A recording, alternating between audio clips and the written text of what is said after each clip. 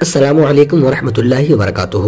محترم ناظرین، آج کے اس ویڈیو میں ہم آپ کو بتانے والے ہیں کہ ہجری تاریخ کا آغاز کب ہوا۔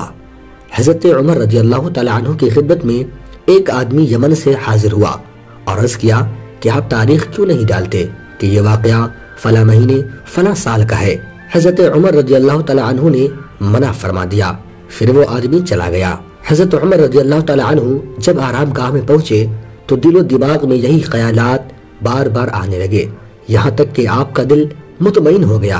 تو آپ نے مہاجرین اور انصار کو ایک جگہ اکٹھا کیا اور اس یمنی آدمی کی بات پیش کی، پھر ان سے ایک سوال کیا کہ تاریخ کا آغاز کہاں سے ہونا چاہیے۔ کچھ دیر تک تو خاموشی چھا گئی، لیکن پھر کہیں سے ہلکی سی آواز آئی کہ رسول اللہ صلی اللہ تعالی علیہ وسلم کی وفات سے آغاز ہونا چاہیے۔ کسی نے کہا نہیں، بلکہ بعثت نبوی سے تاریخ لکھنے کا آغاز ہونا چاہیے۔ اتنے میں حضرت علی رضی اللہ تعالی عنہ کی آواز بلند ہوئی کہ ہمیں تاریخ لکھنے کا آغاز اس وقت سے کرنا چاہیے جس وقت رسول اللہ صلی اللہ تعالی علیہ وسلم مشرق کے سرزمین سے نکلے، یعنی جس دن ہجرت فرمائی آپ نے۔